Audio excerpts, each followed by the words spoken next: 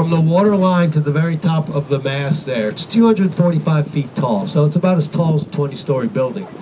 Underneath the aircraft carrier is called the draft. There is 40 feet of it underneath the water. They're 256 feet wide, and they're 1,092 feet in length. Look at some perspective frames over here to the left. See the two beige buildings? You guys see that? That's the Hyatt Hotel. If you were to put an aircraft carrier alongside one of those buildings, believe it or not, that aircraft carrier twice as tall as that building. Twice as tall. The other ship we're looking at, number 187, is the Henry J. Kaiser.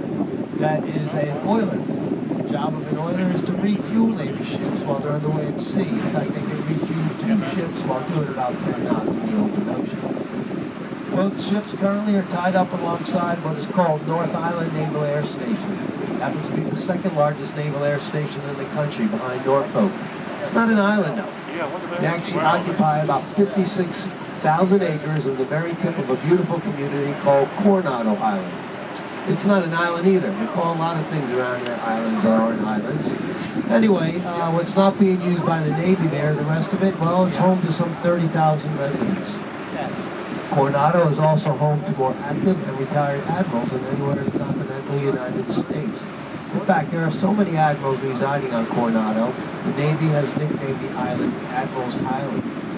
And it's not cheap to live over there. In fact, the average price is about $2 million today. The homes along the water's edge, and none of them will start under $7 million. It's beautiful. Coronado's beautiful. I highly recommend a trip over to Coronado just to walk along their beach at sunset. While you're there, though, you might want to visit the Hotel del Coronado. The Hotel del Coronado is so famous, first of all, because it is the largest vaulted structure this side of the Mississippi River. Its doors first opened back in 1888. And if you were around back then, you were able to rent your room for $3.40. Today, some of their suites rent out for as much as $10,000 a night. Beautiful, beautiful old Victorian hotel. In fact, during the 2 years it took to build, no nails were used. The entire hotel was put together with wood dowels. Over the years, they say that every president of the United States, from Benjamin Harrison to President George Bush, has spent at least one night in the hotel. It's been the backdrop to over 140 movies, including Some Like It Hot with Marilyn Monroe, Tony Curtis, and Jack Lemmon. Thomas Edison helped design the wiring for the building. In fact, he designed the coal-burning power plant, the shell of which still stands outside the hotel. You don't have to be a guest to go into the hotel. They encourage it. I highly recommend it. Don't park in their parking lot, though, because it's a $50, it costs $50 to park in their parking lot, so don't park in their parking lot. Coming out here, we've got a destroyer, ship number 91. This is the Pickaninny. This is an Arleigh Burke-class guided missile destroyer. This is a very powerful warship. What makes this ship so powerful, besides the brave men and women who serve on it, it's the weapon system. This ship implements the Aegis weapon system. So part of that system, that ship has 81 vertical launching tubes from the bow to the stern. Before I tell you what they fire, why don't we wave and say thank you to these brave men and women on board this ship? The reason that we're able to stand here today with our freedom is because of these brave men and women like them who serve our country. So let's wave and say thank you. Thank you, thank you. We thank you for our freedom. We thank you for your bravery. Thank you all. Thank you.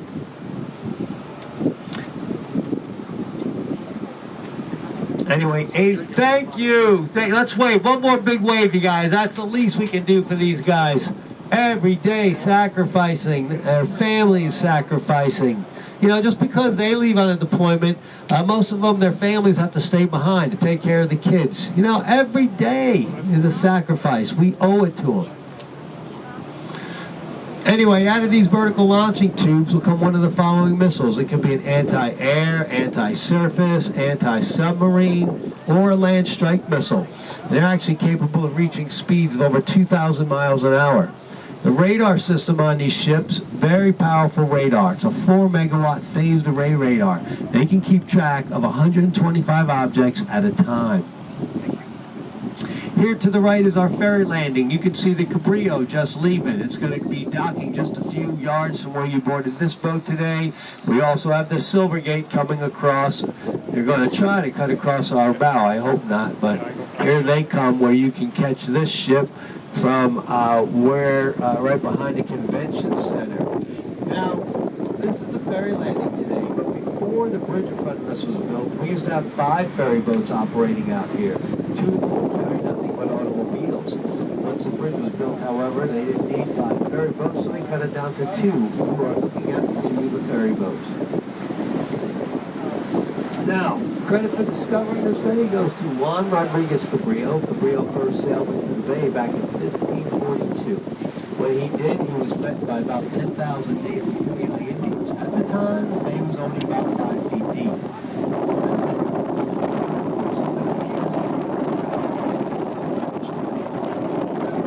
Today it sits at about 55 feet deep. If you look along the shoreline right now, you'll see some stones along the water's edge. What that indicates is that the land mass on the other side of those stones actually came from the dredgings of the bay. They used the dredgings to change the shape of Coronado, of course, to accommodate the Navy, but they also built Harbor Island, Shelter Island, and a number of the local units throughout the bay, so you may want to keep that in mind. Now, I know I mentioned the hotel down it's so unique, but also is on the island, like the one on the other side of the palm trees there. That is the Coronado Marriott Hotel. To the left of the Marriott, you'll see a bunch of trees. That's a golf course. That is the Coronado Municipal Golf Course. Wonderful place to play golf. And because it is a municipal golf course, it does not cost an arm and a leg to play there. Go over there around 4 for twilight. It's a great golf course, great price to play. If you look over those trees, you can see some condominiums that were actually put in the early 70s. I point them out because the other side of them, open shape, so you get kind of a feel how narrow Coronado is. It's actually the widest part of Coronado over there. And then to the right of that last tower, you may catch a glimpse of the Red Spiral rooftop, which is the Hotel del Coronado. Now, if you look to the right, kind of through the sailboat mast, look under the bridge, you can see some low-lying brown buildings. Well, that's part of the Navy as well. That is where the Navy trains SEAL teams 1, 3, 5, and 7. Very elite group of the United States Navy. Very difficult to become a Navy SEAL. In case you don't know, that program is set up to be so difficult. During their training, 70% of those recruits will drop out. 70% dropout rate. That's how tough it is to become a SEAL. Now, if you decide to dive into Coronado, the fastest way would be to take this bridge. This is the San Diego Coronado Bay. Actually, built in 2 short years between 1967 and 1969. And at that time, it only cost $49 million to build. Since then, however, the federal government has returned to reinforce it. We wanted to make sure it would stand up to an earthquake up to a 7.0 Richter scale. So to do that, they had to spend another $100 million in reconstruction costs. Part of that is because the bridge is actually built right on an active fault line. Now, when this bridge first opened in 1969, it was dedicated to the then governor of California. You guys remember who that was? 1969, governor of California, and it was not Jerry Brown. It was the late President Ronald Reagan. Now, the bridge is 195 feet tall. It's not tall enough.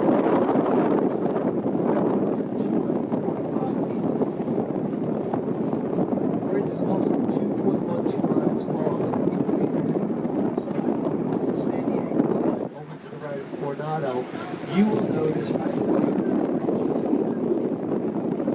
actually an 80-degree curve. The reason for that is for a bridge to qualify for federal funding, it must be at least 2 miles long. Well, they didn't have 2 miles crossing the channel. So the biggest curve on it, they extended it to 2 miles and they were qualifying for federal funding. once we get on the other side of the bridge, you guys, we're going to be in the South Bay. The South Bay is also known as our working waterfront. Most people don't realize that the working waterfront is responsible for 42,000 jobs. Makes $1 billion to the economy a year. One of the shipyards here is about 2 ships, 65, which is a guided missile cruiser. That is the Chosen. And you also have number 77, Arleigh Burke-class guided missile destroyer. We just saw 91 exit the bay. Same type of ship. 77 is the O'Kane. Now, ship number 65 here, that is about 70 feet longer than the ship to the right. And because of that, they had enough room to put 120 of those vertical launching tubes rather than just 82 like on the destroyers. Now, the reason for the plastic that you're looking at, that is to protect the environment, you guys. Before they just do any work to these ships, they can also wrap it up tight to make sure none of the particles are going to go in the bay, polluting it. Now, in front of us is the 32nd Street Naval Station, second largest naval station in the country. Norfolk, of course, being the largest. Majority of our Navy warships will be like number 77, followed by number 65. So you might want to keep that in mind. And by the way, each of those ships have between 300 to 350 brave men and women aboard them. They draw a depth of about 30 feet. Okay, so there's 30 feet underneath the water there. All right, coming up, BAE Systems, another large part of our working waterfront. First thing you're going to notice is this white and gray barge.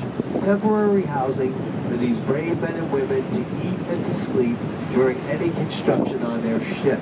You'll see quite a few of these barges throughout the bay. In fact, some of these barges actually go back to the early days of the Vietnam era. The beige thing, well, this is called a dry dock. I think it speaks for itself. What happens is they sink this thing down, you put a ship inside of it, float the ship up out of the water, and then you can do any work necessary to the ship. Right now, they are completely repainting what is the Arleigh Burke-class guided missile destroyer in there. Coming up next, you'll see a completely empty dry dock, and you may see stands that these ships actually will sit on, but this one's an empty one. And then ship number 23. This is an LPD. This ship is used to transport those brave men and women we call Marines, along with any equipment they may need to perform their job.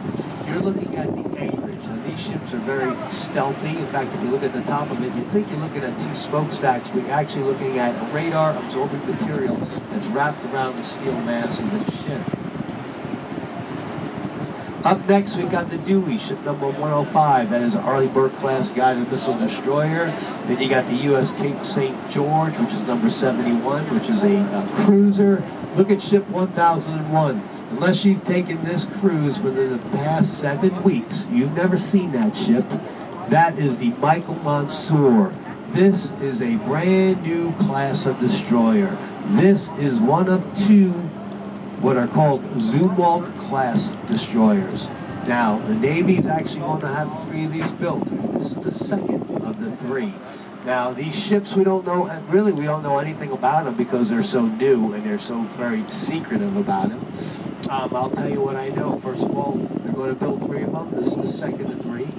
They're very fast, they're very stealthy. They've got the latest armaments on board, the latest electronic equipment on board. The price tag to build one of these ships, $4.4 billion apiece. $4.4 billion apiece. Again, that's the second of 3 to be built. The other one is the Zumwalt. That is actually stationed here as well. All right, up next, NASSCO. NASSCO stands for National Steel and Shipbuilding Company. They're actually our largest manufacturing employer in San Diego. And they're so busy right now, they're working around the clock because they don't only repair ships here, they build them. And you're going to get a chance to see them doing both. In the green and blue dry dock, we have a